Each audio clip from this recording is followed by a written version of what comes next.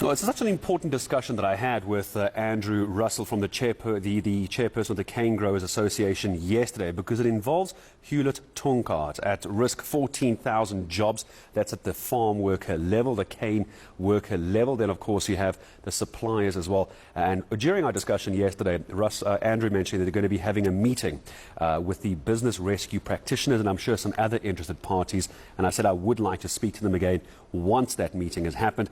He joins us once again, Andrew Russell, the chairperson of the Canegrowers Association. Hello to you, Andrew. Good to have you on the show. I appreciate your time once again. So, meeting has been had, I imagine. What's come of it? Yes, thank you. We had a very constructive engagement with the business rescue practitioners yesterday. And based on that engagement, we're optimistic that they have they understand the urgency of addressing the non-payment to growers, and as well as the importance of getting the mills and the refinery up and running again in order to ensure the survival of the cane growing industry in that region.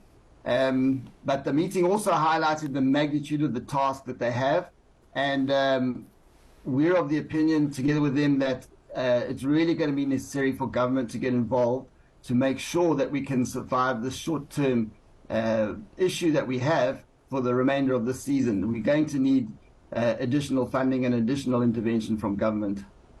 And when you say that you're going to need government intervention, what sort of steps have you taken, Andrew, as the organisation? Is there contact between yourself and the presidency or Treasury? Who are you talking to at government so far? Yes, so the sugarcane supply chain falls under the Departments of Trade and Industry as well as the Department of Agriculture. We've written to both of those ministers as well as the President and the Premier of KwaZulu-Natal to get appointments to meet with them to explain the magnitude of the problem and the catastrophic consequences that would occur if these mills continue to remain out of production. And so when we talk about, you mentioned a moment ago, the short-term difficulties, what do we mean by short-term in the world of sugarcane? How long are we looking at having this problem? Well, for us, the short term is to get the payments that were due to growers at the end of October paid, and to make arrangements for those mills and the refinery to open, and make arrangements to provide some kind of guarantee to the growers that the cane that they're delivering for the remainder of the season, they will be paid for. And so that is, for us, the short term is to get to the end of the season.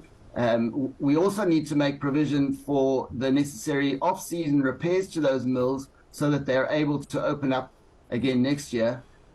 So that is also kind of a medium-term problem. And then for us, the long-term actually starts in April, where we need to make sure that there has been the necessary restructuring to allow those mills to open again next season and to sort of move into a new era of operating that is more sustainable than the one that we have just has just been closed down by the business rescue process. Yeah, it hasn't been managed all that well. Andrew, I want to ask this. I understand almost 400 million rand members are out of pocket.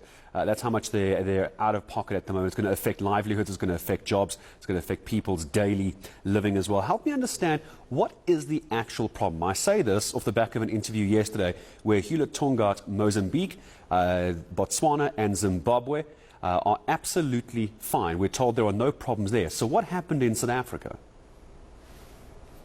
Well, I think the woes around the strategic decisions that were made by the Tongaat Hulett executive and board in the previous era or previous management is well documented, and really the debt burden that was created due to those irregular accounting activities is just overwhelming for the current South African operations. The operations of Tongaat Hulett outside of South Africa do seem to be doing a lot better, but they can't repatriate a large part of the profits and a large part of the dividends they're not allowed to bring those back into South Africa, as we understand. And so they're of little help to them in terms of sustaining the South African operations.